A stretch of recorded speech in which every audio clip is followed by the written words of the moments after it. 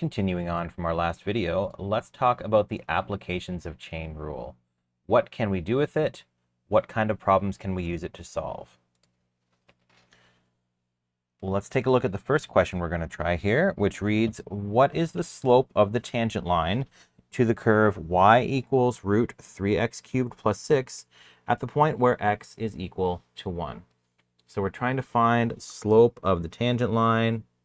In other words, we're trying to find the derivative. We don't need to find the equation, we just need to find the slope, and we know our value of x. So what we're going to do is we're going to find the derivative of our function. So we're going to find y prime, and then we're going to evaluate at x is equal to 1. So we're going to use our chain rule. So let's take a look. Y is equal to, and how do I know we're going to use chain rule? It's because I have one function inside another. Because you're like, oh, that's just a square root of something. And actually, let's write this a little more precisely. We're going to have our outer function, our g of x. Sorry, our g of u equal to the square root of u. So I see pretty quickly there's one function contained inside another. And my u is my h of x. That's my inner function. 3x cubed plus 6. Let's find our derivatives right away, because we're going to need them in a moment anyway. Derivative of the square root is going to be half u to the negative half, or I mean if we wanted 1 over 2 root u. And our u prime is going to be, just using our sum rule and our power rule, 9x squared plus 0, so just 9x squared. So let's write this out. So I'm going to have g prime, so half u to the power of negative half. I know what my u is. It is 3x cubed plus 6. And I know what my u prime is, which is 9x squared. So just as a quick reminder from our previous video, when I'm dealing with composite functions where f of x is equal to g of h of x, the derivative is going to be equal to g prime of h of x times the derivative of h of x. Or if we're using our other notation, f du dx is equal to du dy and dy dx. Sorry, not quite, almost.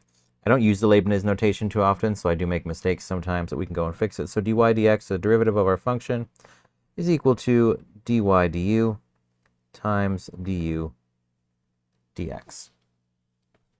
All right, let's finish putting our pieces together here. So we have all our pieces, and we've kind of found our derivative. So this is in its unsimplified state.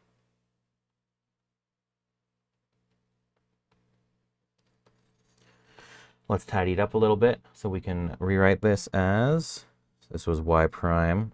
So y prime, or dy dx,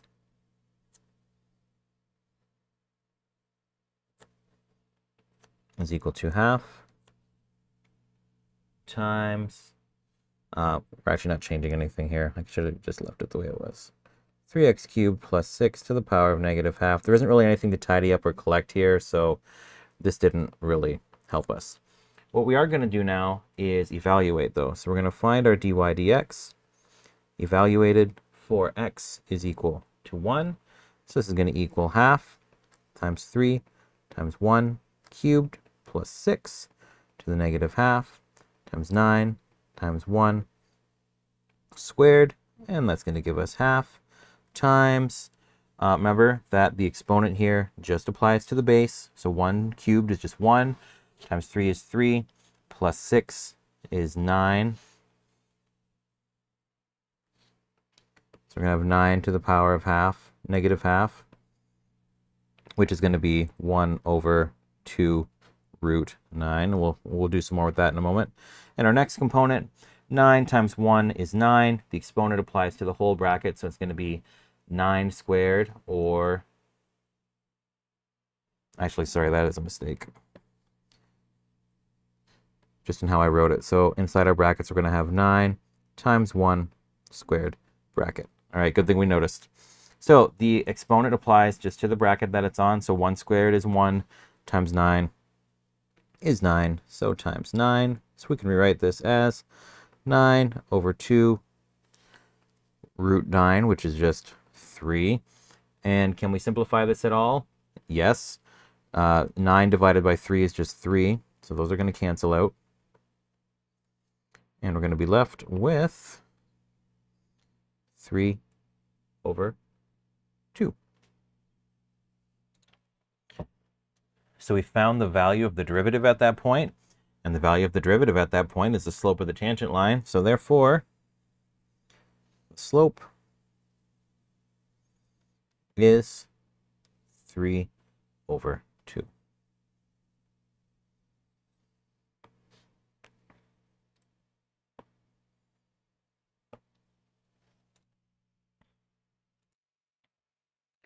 Next up, let's move on to the world of physics and thermodynamics and talk about Newton's law of cooling. The question states, Newton's law of cooling states that the rate of change of the temperature of an object is proportional to the difference between its own temperature and the temperature of its surroundings.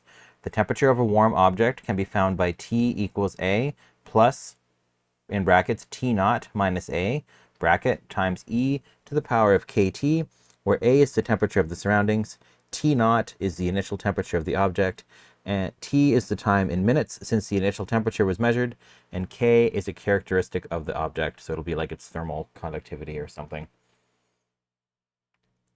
At what rate is a cup of tea cooling 3 minutes after its initial temperature was taken? If it had an initial temperature of 92 degrees Celsius, is placed in a room at a temperature of 21 degrees Celsius, and K has a value of 0.054. Now, we've never done a question like this before, so I imagine this might look a little bit intimidating, but we have a formula, we have values given for our variables, and so we can use this method that I've given before, GRISA, and you may have learned something similar in science class, or maybe not. You have probably kind of been doing this intuitively without thinking about it specifically, but this is a very powerful tool we can use to solve problems in math and science and whatever else. And what we do is we look at what are we given, what information do we have, what information is required, what are we trying to find, do I have some kind of equation, is there a formula that connects all these variables, is there some relationship we know between like frequency and wavelength, or temperature and gas pressure, or something like that, or time and the amount of compound interest that we've earned. S is going to be solve. So we actually plug everything in, rearrange, and solve our equation. And finally, we interpret that result and make sure we've actually answered the question. So let's start with our G. What are we given? We're told that the tea is cooling 3 minutes after its initial temperature was taken. And t, small t, is the time in minutes. So small t is 3 minutes. And the units matter here, and it says minutes here, and it says minutes here. So that's fine, they're matching. If it said that t had to be in seconds or something, then we would have to convert. Next, we have initial temperature of 92 degrees Celsius. Initial temperature is our T naught. So that's going to be 92 degrees Celsius. And once again, you need to watch out for this, especially when you're working with physics problems and dealing with temperature. Temperature is not an absolute scale. You can't, it's kind of arbitrary. You can't just use any unit you want. If this equation is designed for degrees Celsius, your temperature needs to be in degrees Celsius. Otherwise, alternatively, it might be in kelvins. So if we had to convert this, this would be 365 kelvins. Or if it had to be Fahrenheit, I don't actually have that conversion memorized. So, and normally if you're taking physics in a Canadian university or high school, you are not going to be dealing with Fahrenheit. But just know, especially dealing with thermodynamics and things like the ideal gas law and things like that, you often need to work in kelvins. So just be aware that that's something to watch out for. Confirm which unit you need to be using as you work through the question. So we've identified 2 of our givens. What else do we have? We also have the room temperature is 21 degrees Celsius. And A is the temperature of the surroundings. So A is equal to 21 degrees Celsius. And is there any other value we have? We also have the K value. So K is equal to 0.054. And we're not given units for K here, but it's probably something crazy like degrees per minute per Kelvin or something. Doesn't matter. We don't need to know for this question. So this was our given. What is required? What are we trying to find? We're trying to find the rate of change. And so if t here, so if this function gives us the temperature of the object, I want to find the change in temperature of that object. So the change in my y value. In other words, I want to find the derivative. So I want to find t prime for our given values that we have. All right, and do we have an equation that connects this all? Yes, we do.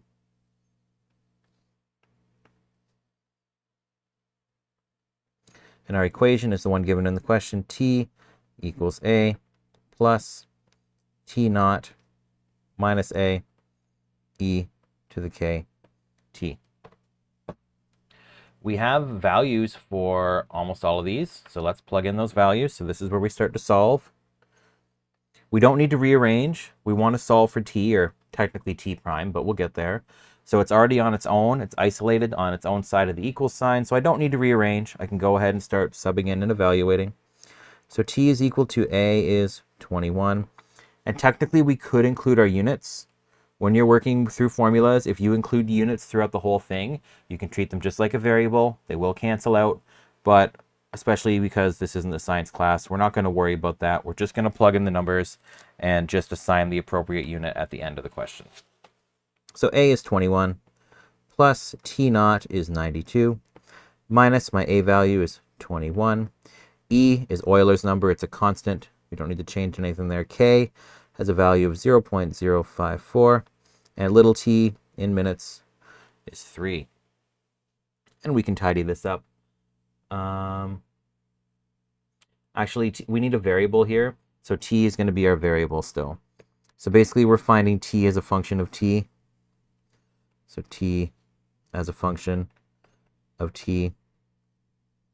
So basically, we're saying that object temperature is a function of time. So we're going to find the general formula. Oops. We're going to find our general formula, and then we'll find the derivative and evaluate at t is equal to 3, like we have already described earlier. So we'll just move that off to the side there.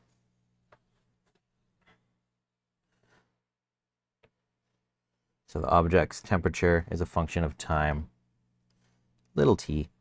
All right, so let's find the derivative of this part. So we're going to have two chunks being added together. So I'm going to use my rule of sum. Let's find the derivative of my first term, and it's 21. Now we know the derivative of any constant is 0, so that's just going to go to 0. Plus, actually, I'm going to rewrite this one more time just to make our life a little bit easier. T equals 21 plus 71 e to the 0.054 t. Let's try that again. T prime, derivative of the first section equals 0, plus derivative of exponential functions where the base is e are just their own derivative. So we are going to have, actually this is where our chain rule is going to come in. So our g of u is going to be 71 e to the u. G prime, it's just 71 e to the u. U is our h of x, is 0.054 t, and u prime is going to be, just to be clear, that is an h, kind of looks like a funky u. U prime is going to be 0.054. We have all our pieces, let's put them together. So g prime of u is going to be 71 e to the u, where u is 0.054 t, times u prime, which is 0.054 Or in other words, t prime is equal to 0.054 times 71 e to the 0.054 t.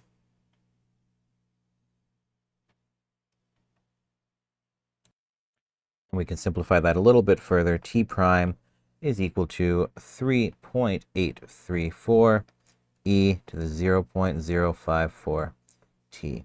So we found our general derivative. We aren't quite done solving yet, though, because we need to evaluate it at a given point. So we're going to find t prime evaluated at t is equal to 3 minutes. So let's plug that in. We're going to have 3.834 e to the 0.054 times 3. And on your calculator, you're going to find that that equals 4.51. We're just going to round to the nearest tenth. So 4.5. And what did we find? We found a change in temperature dependent on time. And so it's going to be change in degrees Celsius over time, which is minutes. So that was my S we've solved. Now let's do our A. Let's write our answer. So the question said, let's go back and remember, what were we actually trying to find? At what rate is the cup of tea cooling? So what is the change in temperature over change in time? Or what is the change in temperature with respect to time? Therefore, after 3 minutes, the tea is cooling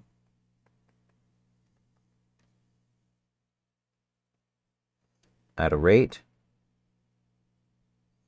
of 4.5 degrees Celsius per minute. The units are very important in science questions. Please do not forget your units. And also, once you start dealing with thermodynamics, you have to start considering if the energy is going in or out. So you would maybe find something and say, like, the change in enthalpy at this point is negative 4.5 degrees Celsius per minute because the energy in the heat is exiting. Doesn't matter for this question.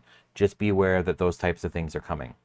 But congratulations, we've just solved a real physics problem using realistic values, using the rules that we already had. So just by knowing a little bit about how to set up the question, knowing how to use our chain rule, and remembering the special function, our Euler's number to the power of x, we were able to successfully solve this relatively easy. It was a little scary to have a lot of new notation and put everything together, but we know all the pieces. If we take it one step at a time, we can manage. Let's take a look at one final application question together in this video. Question 3. Raj and Isaiah both leave their respective houses at 7 a.m. for their daily run. Raj's house is 22 kilometers directly south of Isaiah's house. Raj runs north at 9 kilometers per hour, while Isaiah runs west at 7 kilometers per hour. Determine the rate of change of the distance between the two runners. Fun fact, the rate of change with respect to time is called velocity. And question B, determine the rate of change of the distance between the two runners after exactly 1 hour. Express your answer to the nearest tenth. You may want to pause and read this question and think about it for a moment. Think about if there's anything you want to set up, any way you can start to visualize what's happening here, and then resume, and we'll work through this together. I'm going to start by trying to visualize what's happening here. So let's start with what we know. I know that Raj's house is directly south of Isaiah's house. So I'm going to make a little diagram here. Isaiah's house and Raj's house. And I know the distance between them is 22 kilometers. 22 kilometers. We know that Raj is going to be running north, while Isaiah is going to be running west. So we should define our compass points: north, east, south, west. Raj is going to be running north from his house. And Isaiah, maybe we should color code this. Raj can be red, and Isaiah can be green.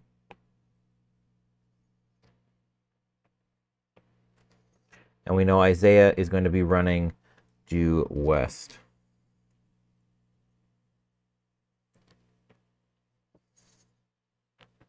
What else do we know? Well, We know we're going to be dealing with distance and time and speed. So we can write our speed triangle. Some people find this helpful. Velocity is distance or displacement over time. You might remember how to use this. I'm going to redraw that a little neatlier. Who knew drawing a triangle was so hard?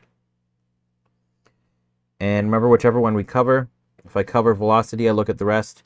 Velocity is distance over time. If I cover distance, distance is equal to velocity times time. If I look at time, time is distance divided by velocity. So we've set this up a little bit. Let's figure out what else we are trying to calculate and what formulas we're going to need. I'm going to make another sketch, and we're going to try to visualize what's happening here. So what do I know about the distance between Raj and Isaiah's house initially? Well, Raj is here, and Raj is running towards Isaiah's house. Isaiah's house is up here, and Isaiah is running in this direction. Isaiah is running at 7 kilometers per hour. Raj is running at 9 kilometers per hour. And the distance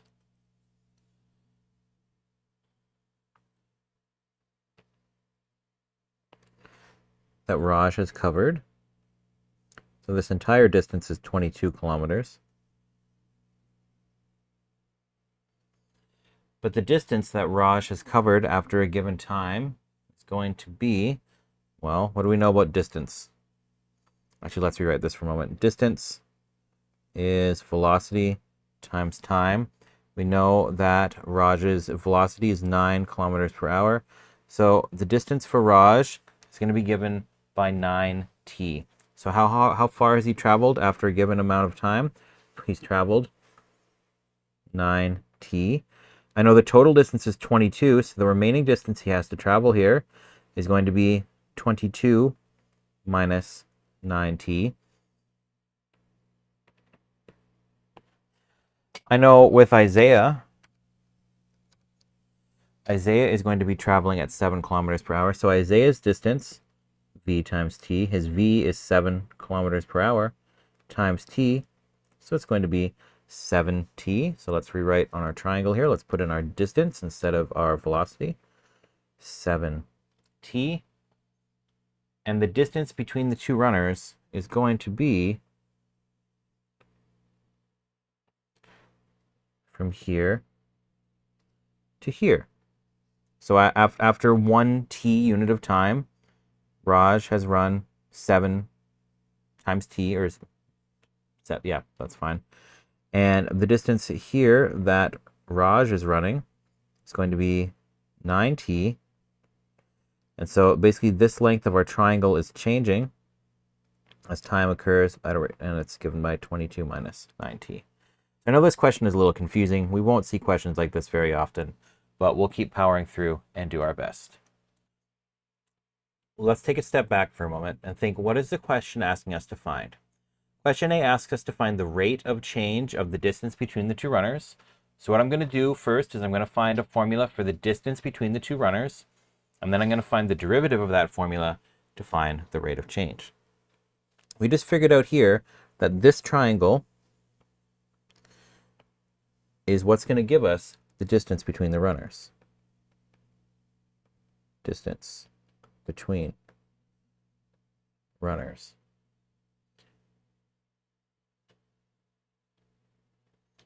And I'm going to call that d of t. So the distance between the runners as a function of time.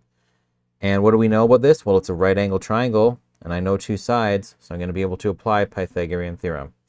So if we look at the triangle in isolation, we're going to have right angle triangle, 7t, 22 minus 9t, and d of t. And if we label a squared, a and b and c, we know a squared plus b squared equals c squared, or in other words, c equals root a squared plus b squared. So let's go ahead and plug that stuff in. So let's do our work up here. I know that c is equal to root a squared plus b squared. I know that c is equal to my distance as a function of time, equals side A of my triangle is 7t squared, plus side B of my triangle is 22 minus 9t squared. And now we have a function, and now we can start working, see if we can tidy this up a bit, see if we're going to need chain rule as we go. So what do I know? d of t is equal to root 49t squared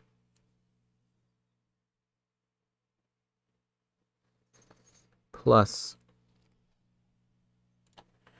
so remember this is just 22 minus 9t times 22 minus 9t.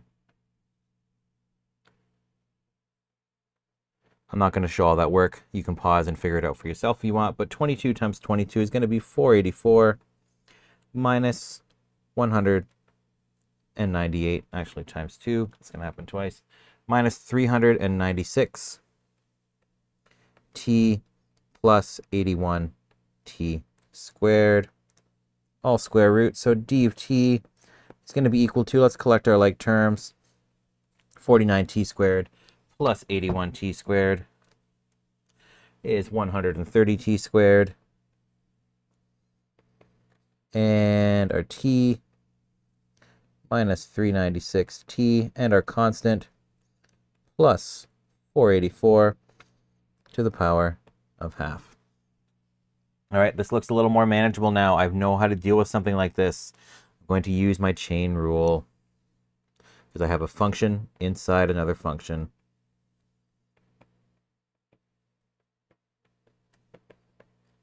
So remember, we're going to have our function.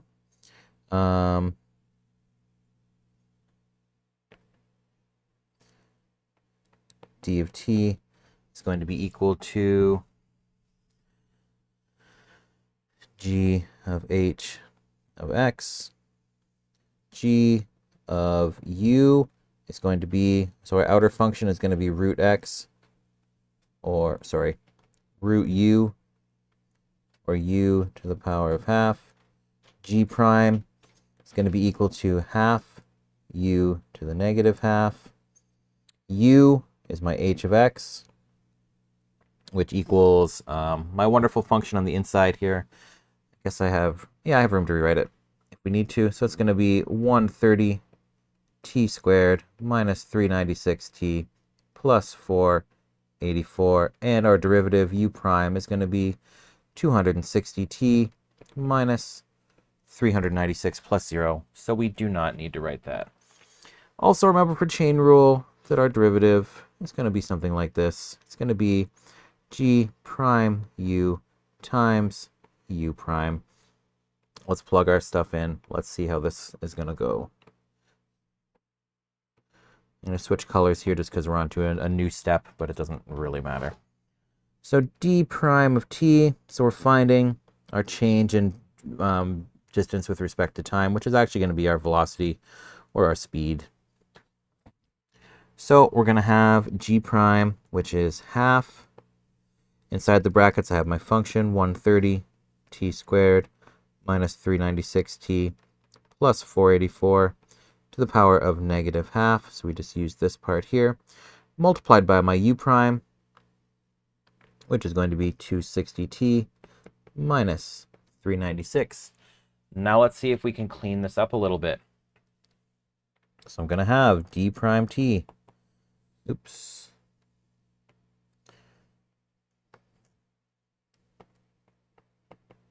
Is equal to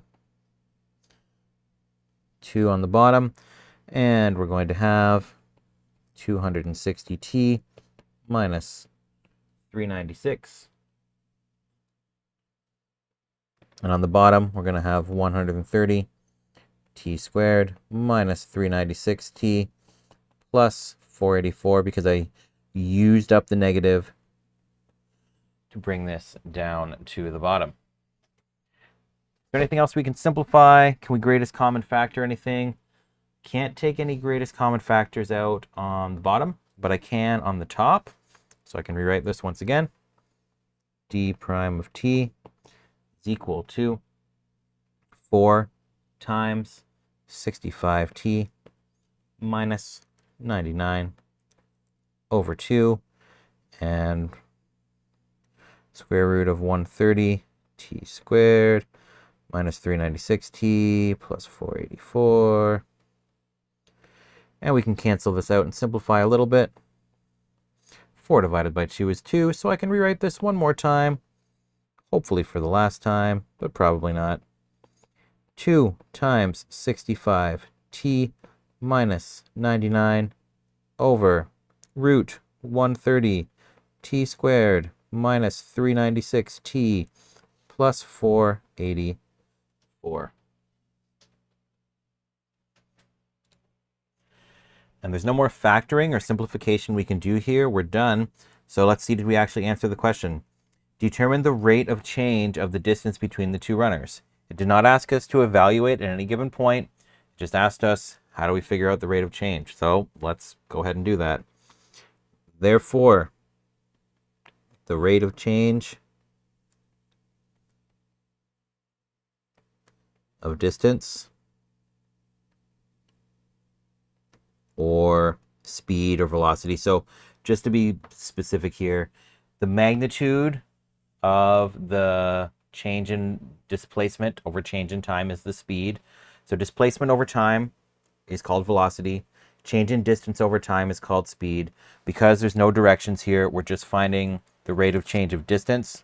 We're going to call it speed, but if we had a direction, then it would be velocity. Or speed is, and I guess we'll write this out one final time, 2 times 65t minus 99 over root 130t squared minus 396t plus 484.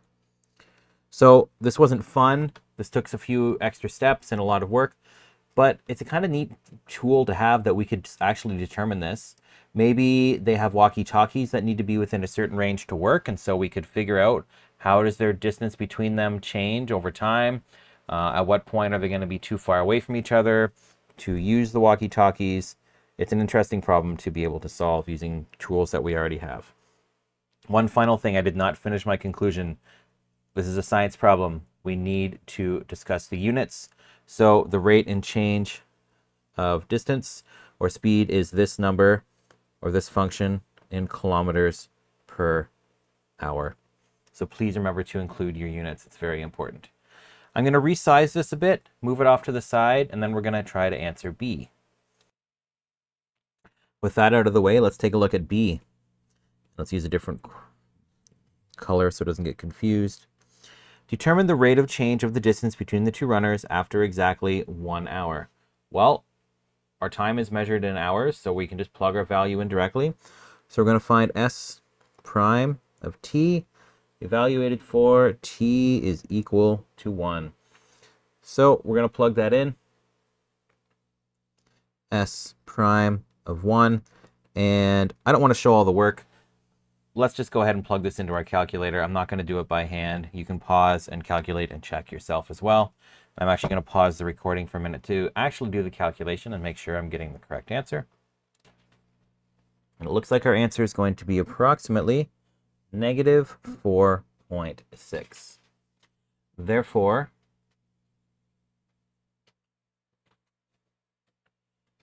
at 1 hour,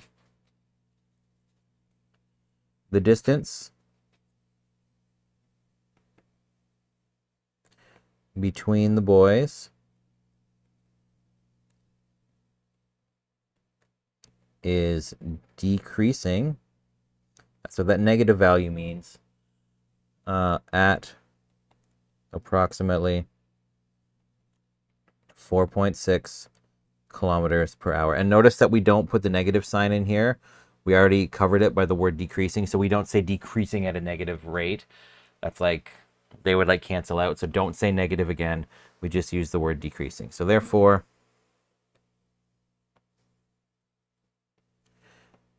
decreasing at approximately 4.6 kilometers per hour. The question asked us to answer to the nearest tenth. So we are done answering that one, and I'm just going to highlight my conclusion to A as well. So not a fun question, but it's very interesting that this is something that we can actually solve. So that's pretty cool. One other thing we would maybe mention, and I didn't, and just to add to our conclusion for A, is that we should mention the units for our variable. So we should just say where t is measured in hours. And that applies, well, it applies to both questions, but in question B, we were given our value for t, so we won't worry about that. So I'll zoom out so you can see the whole thing, and I'll actually zoom in a little bit so you can actually read it if you want to stop and check anything. If you're watching this live during class and you have questions, you're welcome to ask. I will tell you this is a pretty tricky question. It's not the kind of thing that you will see frequently, but it is good for us to look through it and be able to do it.